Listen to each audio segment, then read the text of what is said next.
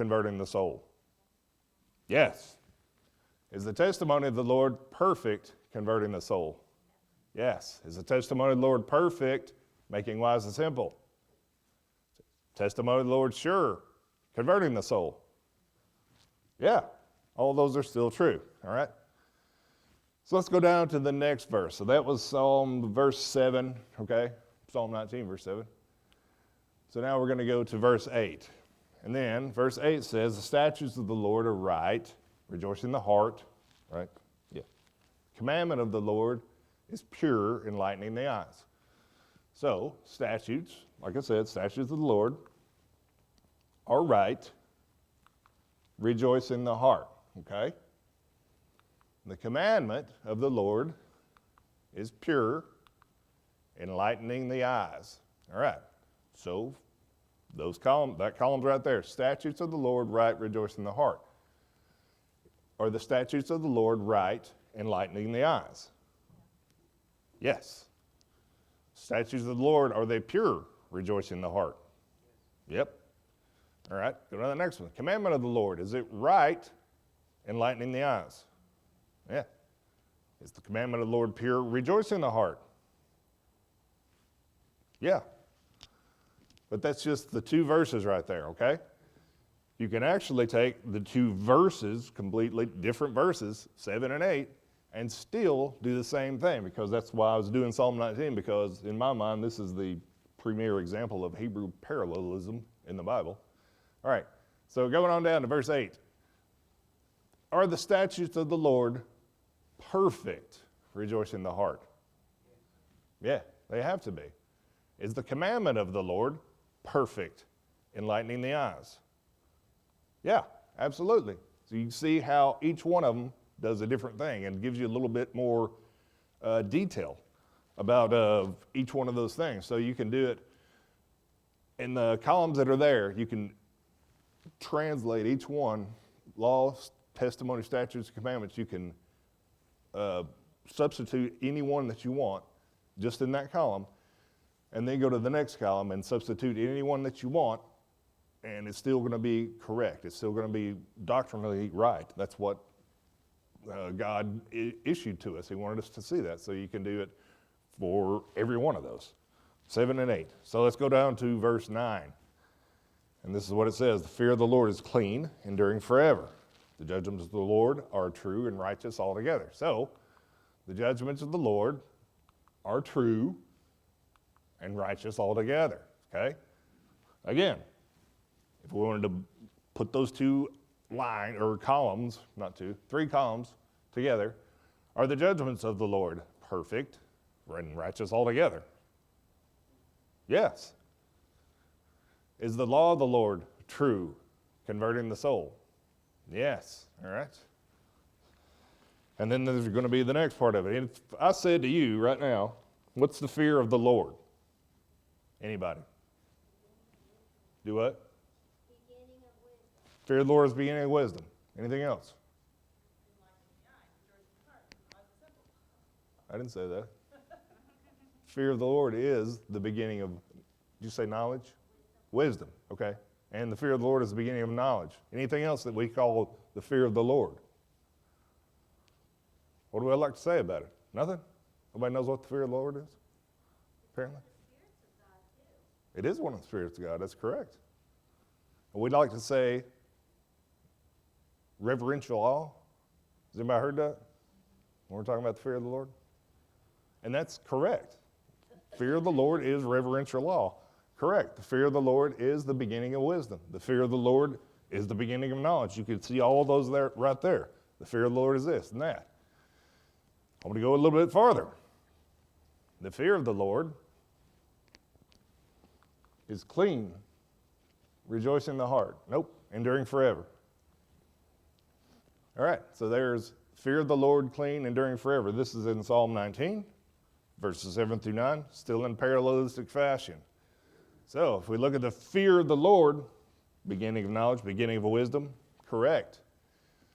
I'll go a little bit farther and say, is the fear of the Lord true? Yeah, it is. Does the fear of the Lord endure forever? It's true, and it endures forever. Is the fear of the Lord pure? Yeah. Is it right? Is it sure? Is the fear of the Lord perfect? Yeah. What does it do? Does the fear of the Lord convert the soul? It absolutely does. How many people have been saved by being afraid that they'll go to hell? I was. That's how I got saved. I was really scared of that. I was like, man, I don't want to go to hell. But it converts the soul, the fear of the Lord. You can look at it as reverential awe, and that's fine, but I wanted you to see it in a whole parallelistic fashion. This is why Psalm 19 is in here. God wrote it this way on purpose.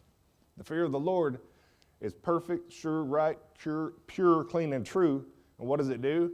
It converts the soul. It makes wise the simple. It rejoices the heart and enlightens the eyes. It endures forever. It's righteous altogether. That is the fear of the Lord. Can you see the depth that there is right there just by looking at that and saying, man, the fear of the Lord is not just reverential awe, and it is that, and it's not just the beginning of wisdom and the beginning of knowledge. The fear of the Lord is also, if you take any one of those column inputs that I was saying a minute ago, the fear of the Lord is also the law of the Lord, okay? You can switch them around. The fear of the Lord is the law of the Lord. It's the testimony of the Lord. That's the fear of the Lord. The statutes of the Lord, the commandment of the Lord, the judgments of the Lord. That's the fear of the Lord. It's not just what we claim today. It's much, much more than that. When we say fear of the Lord, and we automatically in our minds, we can't help it, but we come up with this afraidness. Okay, it's a whole lot more than that. The fear of the Lord is also the law, testimony, statutes, commandment, and the judgments of the Lord are all still the fear of the Lord. It is still the beginning of knowledge. It is still the beginning of wisdom, but it's all those other things in between too. All that stuff that I've got right there. Okay, and then you can look at all the second column and it will show you the fear of the Lord is right, sure, pure, clean, true, perfect. And those are the things that it does. Okay, so that's more along the lines of what the fear of the Lord is. Just along the lines of everything else is up there. The law of the Lord is also testimony, statutes, commandment, fear, and judgments. The commandment of the Lord is also the law of the Lord, the testimony of the Lord, the statutes of the Lord, the judgments of the Lord, the fear of the Lord. That is the commandment of the Lord. And then it'll go to the next column. What does it do? It's perfect, sure, right, pure, clean, true, or not, or what it is. And then what does it do? Is it going to be the third column? Converts the soul, makes wise simple, rejoices the heart, enlightens the eyes, endures forever, righteous altogether. So you can see each one in each column will give you a whole different way to look at each of those different aspects that God specifically put in there, okay? So that was kind of the intro to parallelism. Are you going to say something, Bob? Oh, I'm sorry. Yeah. All right, so there's the parallelism intro. Okay, now let's go back to 1 Timothy. What? When he's been teaching this to me at home, the thing that I find really interesting about parallelism is that it brings the Bible in a more 4D fashion to me, because English is very linear, whereas Hebrew is not. There's so much more depth, and so it makes the Bible deeper. So when you're reading the English, sometimes you're just reading a linear, one line, one verse, but this shows that the Bible is so much more even just than one verse or 3 verses. So I got excited about it when he taught me, because it really made the Bible pop and have a depth that you wouldn't understand unless you understood this parallelism. So there's a whole lot more than just that one example that he's got. And I guess there's some in Greek too, but the English language is pretty dull, actually. So, I'm not saying that that's not what we shouldn't read, but learning the Hebrew and Greek, the root, the biblical languages, you start to see more to the Bible than just have. That's exactly right. I haven't gotten to that slide yet, but thank you. Oh, sorry. No, you're okay. No, that's exactly right, though. The whole purpose in doing any of this stuff is so, like I said, you have ammunition. And like she was saying, it opens up the Bible into a new realm. And that's kind of what I was hoping to do with introducing. All right, so 1 Timothy, though. Let's see. We're in chapter 2. 1 Timothy chapter 2. I should have told you that earlier, but anyway. And verses 11 and 12 is where the, I guess you call the problem got to be, or the misunderstanding, the miscommunication. There's the word I'm looking for, because I didn't explain it correctly. Anyhow, so in 1 Timothy, it says, in 1 Timothy 2, verses 11 and 12 says this: "Let the woman learn in silence with all subjection. I suffer not a woman to teach, nor to usurp authority over the man, but to be in silence." Okay. And the question I got was, that doesn't make a whole lot of sense, so I'm just going to try and explain it a little bit better. But before we get to that explanation, who wrote Timothy, by the way? Paul. And we know that because it actually says it, I think. It does say that, doesn't it? Yeah, it does. Paul wrote it. So he's writing it to Timothy, obviously. So who is the actual author, though? God is. And by extension, God is writing through Paul to Timothy, and then that goes all the way back to us, if that makes sense. So it's actually God, the Holy Spirit, writing to us using Paul and through Timothy, okay? Paul, what kind of person is he? He's a Jew. Good. What else? Pharisee. Very good. What else? Nothing? That's all you're all right? He's a Pharisee Jew. Do what? Gamaliel. That's correct. That's how his Pharisaical roots came up. Do what? He was an apostle. That's correct. So Paul was an apostle. He's a good guy? Yeah. Was he always a good guy? Was I always? Don't answer that. Don't answer that one. All right. Paul wasn't always Paul. Before he was Paul, he was Saul. But anyway, Paul wrote 1 Timothy, okay? And that was this part here. And then I was trying to explain to you what kind of or I haven't explained it to you yet, but what kind of person is Paul. Turn to just a little bit back in Philippians chapter 3. Yeah, there we go. Go to Philippians 3:5. This will give you a little bit better explanation of Paul.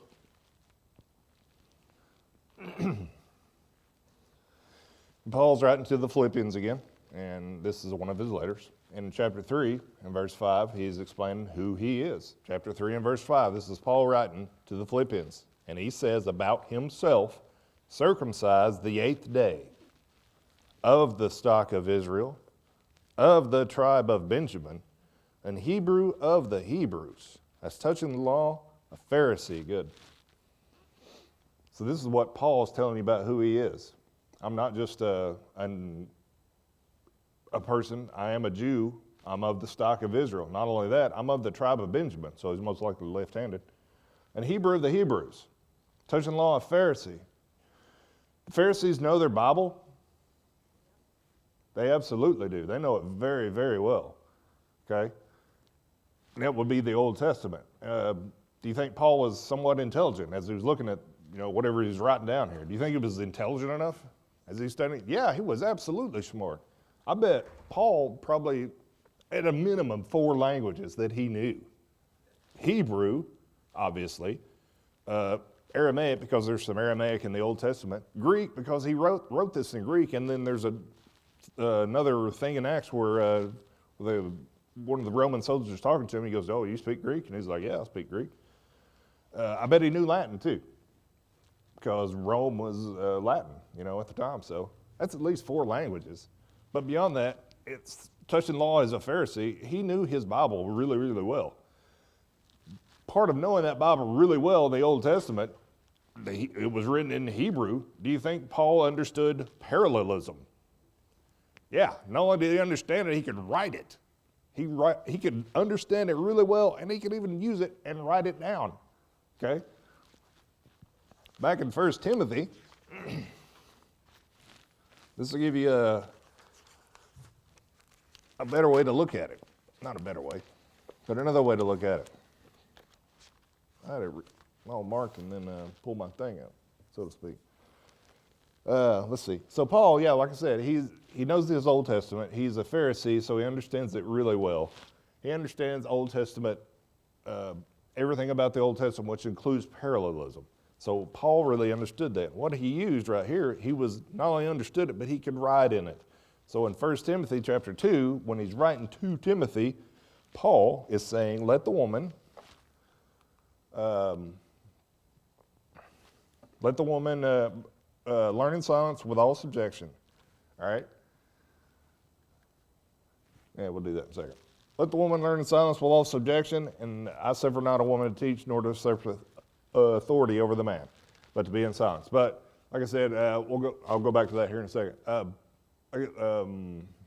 The parallelism that you see right there that Paul understood and that most of the Hebrews understood, it goes all the way back. So we look at the Old Testament, it's like, okay, so where did parallelism start? It starts all the way back here. The first time you see parallelism in the whole Bible is Genesis chapter 1, and verse 27. This is the first time that parallelism is used in the Bible. So Genesis 1:27 says this, so God created man in his own image. In the image of God created he him, male and female created he them. Complete parallelism right there, synonymous parallelism. So if you look at those, so God created him in his own image. So who did God create in his own image? It says man right there, but if you go down just a little bit farther, male and female created he them. So guess what? Female is created in God's own image. In the image of God created he him. I know it says him, but then on the very next verse, it says male and female created he them. Complete synonymous parallelism. It's trying to show you that the male and the female in God's eyes are created in his image, and he created them both just like that. And he wanted us to know one is not greater than the other. This is just the way that he did it, okay? And he wanted to show us that. Throughout the Old Testament, somebody said Psalms a minute ago. Correct. Psalm, you'll see all kinds of parallelism in Psalms, because that's basically what it is, the poetry of God, okay? Psalms is full of it, but it's not full of parallelism. But it's not just in Psalms. You'll see it in Proverbs. You'll see it in Ecclesiastes. We have these things that are called the poetic books. Yeah. Song of Solomon, Ecclesiastes, Job is included in that. Well, guess what? It's not just in the poetic books, okay? Genesis is not a poetic book, but there's parallelism in it. You know what I mean? And it's all through Genesis. All the way up, it's 50 chapters. You'll see it in there. You'll see it in all the Torah, Genesis, Exodus, Leviticus, Numbers, Deuteronomy, the first 5 books, Pentateuch, Torah, whatever word you want to use. Parallelism is all throughout those. All those books of the history of the law, it has parallelism in them. The prophets, it's in 1 Samuel. I say 1 Samuel, but it's in all the prophetic books too, Isaiah, Ezekiel. You'll see parallelism in all of those. And in the writing books, the things that they want to call writing, that's where poetic books are normally used or stored or whatever, categorized, Job and whatever. All those books, throughout the entire Old Testament, you will see parallelism. You will see Old Testament or ancient Hebrew poetry all throughout the Old Testament. Okay? Not only will you see it all throughout the Old Testament, you'll actually see it all throughout the New Testament too. So parallelism actually goes from Genesis all the way to Revelation. It is in there no matter what. No matter if it's in Hebrew, if it's in Aramaic, or if it's in Greek, you will see parallelism. When you see it, though, you'll be able to understand more about the God who is the God who wrote it. God used parallelism. First mention is Genesis chapter 1. Who wrote Genesis? Yes, I would say God. That's a correct answer. We're not going to go too deep into it. God is the one who wrote Genesis. If he wrote that, and in Genesis 1:27 he used parallelism, don't you think that's something that we need to know about? You know what I mean? Is that something that we need to understand? If God wrote it, he used it first in Genesis chapter 1. God was using parallelism right there. He wanted us to know, I want you to understand the Bible, but I want you to understand it in a fashion like this. I want you to keep learning more. It's not the English rhyming and whatever. That's not the poetic thing we're talking about. Parallelism, he wanted to show us this is who the God of the Bible is, just like the fear of the Lord We say reverential awe. Okay, it's much more than that. There's a depth there, there's a deepness there that you can only see if you understand the parallelism. And it's not a difficult thing to understand. God's not the author of confusion, is what the Bible says. So if God's not the author of confusion, he didn't put parallelism in there to confuse us. He put it in there so that we can understand more about him.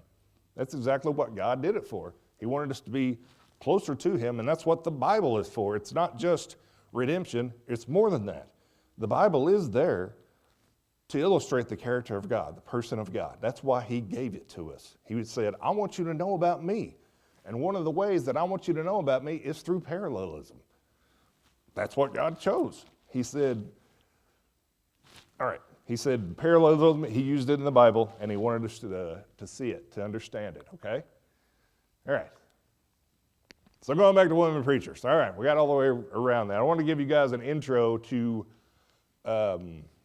parallelism, just so you understand it, you see it, and I hope it does, kind of like Jackie was saying, the idea behind it is to open up the Bible in such a way that you'll see a depth there that you didn't see to start with. Because once you start seeing parallelism or understanding it, like I said, you will see it all throughout the Bible. It's not just Old Testament or New Testament. You see it all everywhere. You'll start to see parallelism, and then you'll understand things that in a different way. You'll start to see it and go, now I understand a little bit more, because it's just all the way through there. What a great thing that is. All right, so women preachers. We're going back to women preachers. So the biblical reference that I had the question about was in 1 Timothy. Let the woman learn in silence with all subjection. All right. There is parallelism right there. Like I said, Paul wrote this, so if Paul wrote it using parallelism, that he understood because he was a Pharisee and he understood the law and he understood Old Testament and Hebrew and ancient Hebrew poetry. When he wrote it down, he wrote, let the woman learn in silence with all subjection.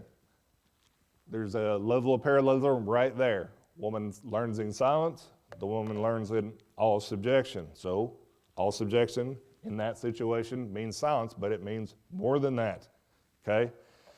It doesn't mean that a woman has to be silent to be subject. That's not what it means, okay? Let's go a little bit farther.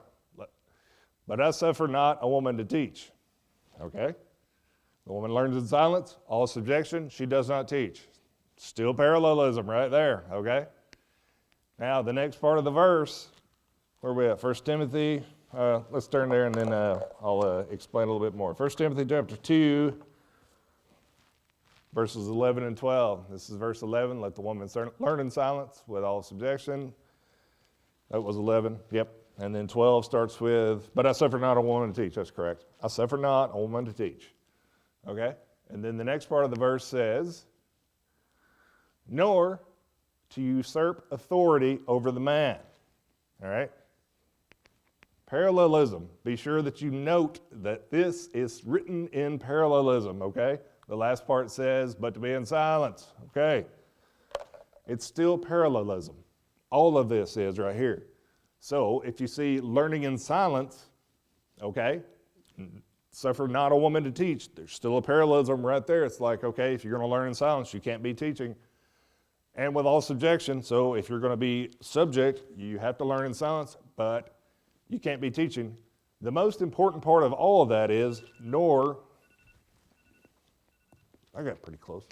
We got a little bit of time. Good. I said it early just so, when I ran out of time. Anyway, all right. Nor do you usurp authority over the man. This is the most important part of the verse. I would say most important. This is the parallelism that we can see right there that will help you to understand all the other things that are right there. Nor to usurp authority over the man. So that's one thing that we need to know about women preachers, women pastors, not preachers, but pastors, is to usurp authority over the man. So if a woman tries to be a pastor, she is therefore usurping the authority over the man. Get it? If a woman in this situation is teaching over the man, I suffer not a woman to teach, nor to usurp authority over the man. If she is teaching in a way that usurps the authority over the man, that is incorrect. That is non-biblical. That is not what she's supposed to be doing. Let the woman learn in silence. Okay, Learning in silence just doesn't mean she's supposed to be quiet the whole time. I'm not going to answer that one. Let the woman be learn in silence, nor to usurp authority over the man. Let her learn in silence by not usurping the authority of the man. Get it? That's the parallelism right there. With all subjection, not usurping the authority over the man. If you don't usurp authority over the man, you are in subjection. You are being silent. You are not teaching. You're not usurping authority over the man. That's the whole idea behind the parallelism that's in there, and the whole idea behind woman preachers and whatever. A woman can still be a preacher just because the Bible actually says, go ye into all the world, preach to every creature. So the woman has to do that no matter what. That is a command to everyone. That's not just men and children. Jesus said it to everybody. Go ye. Ye is everybody. And that's what the woman is supposed to do. But in doing so, she cannot usurp authority over the man. Okay? By being a pastor, you have just now usurped authority, no matter what. There is no, whatever you want to call it, there is no situation in which the woman can usurp authority over the man by being a pastor. That is not what the Bible says. The Bible says pastors should be the husband of one wife, and it says husband of one wife. So that means automatically it has to be a male, okay? It has to be. It's a little bit farther, but I'm not going to go into that. What he's saying there, though, I wanted you to see the parallelism. That's why I had to introduce it to you. It's to see parallelism right there in the woman preacher. The woman should be silent in all subjection, not teaching, but the only reason she would do those things is because she is not usurping authority over the man. That is what the woman preacher idea is right there. Okay? Does that make any sense? Yeah? Isn't it? Yeah. Good. Then, we won't have to go too much farther in woman preacher. Oh, and this is, that's where it is. 1 Timothy chapter 2, verses 11 and 12. All right, that's pretty good. So, any questions? Yeah, we got finished. No questions? Y'all got it? Yes, ma'am. Go for it.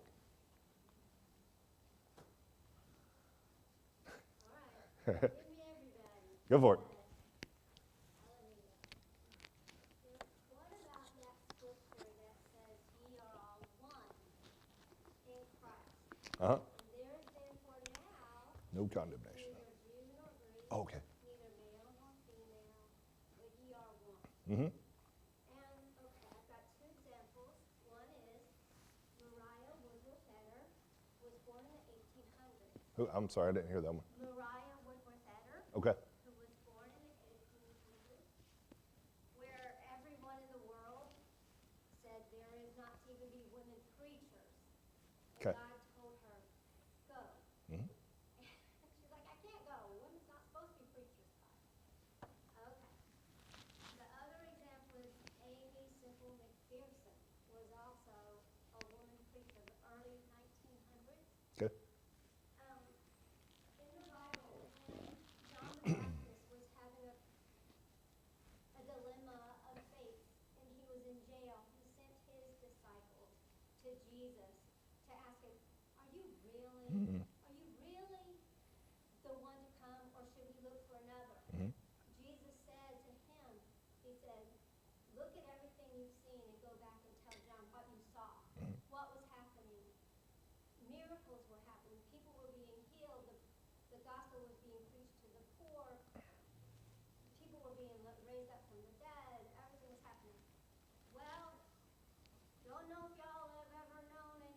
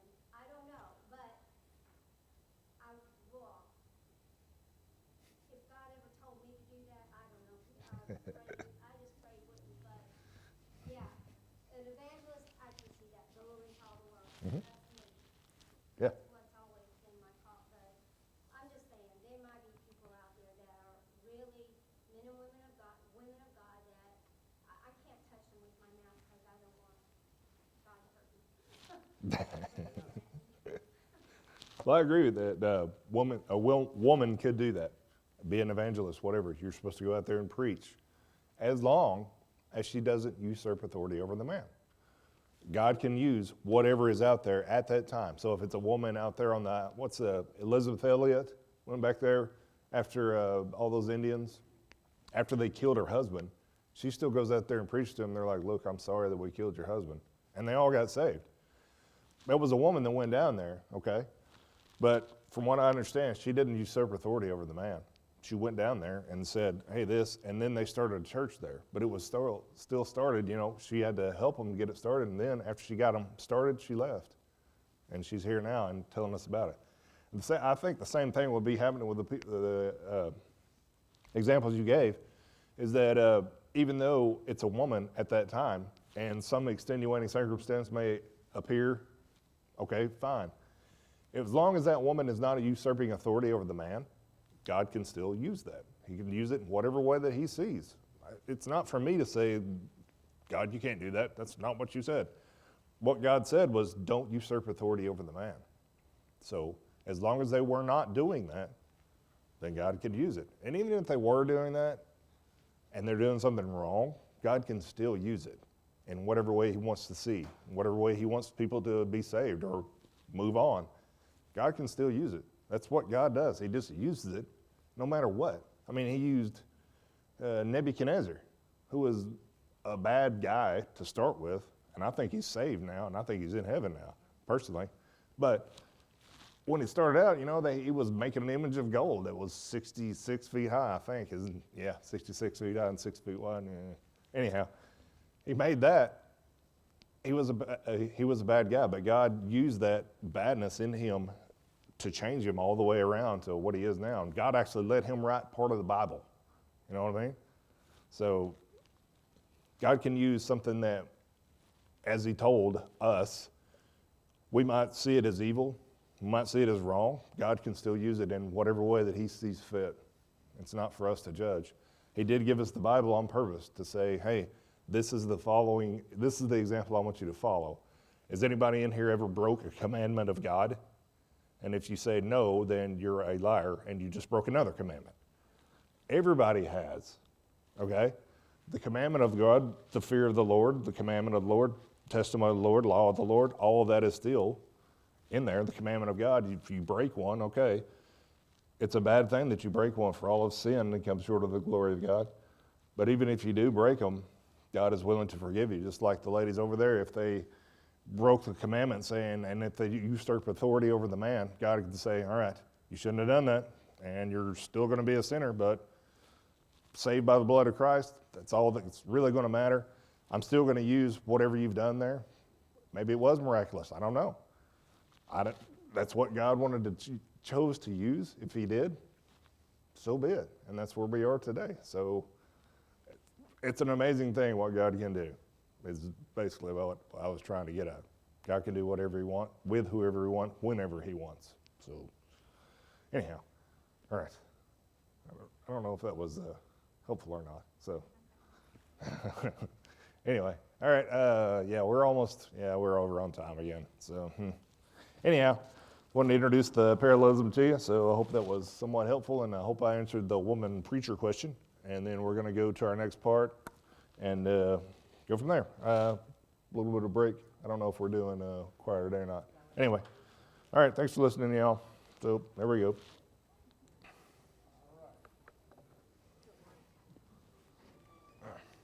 Very good. You didn't get burnt at the stake. Not yet.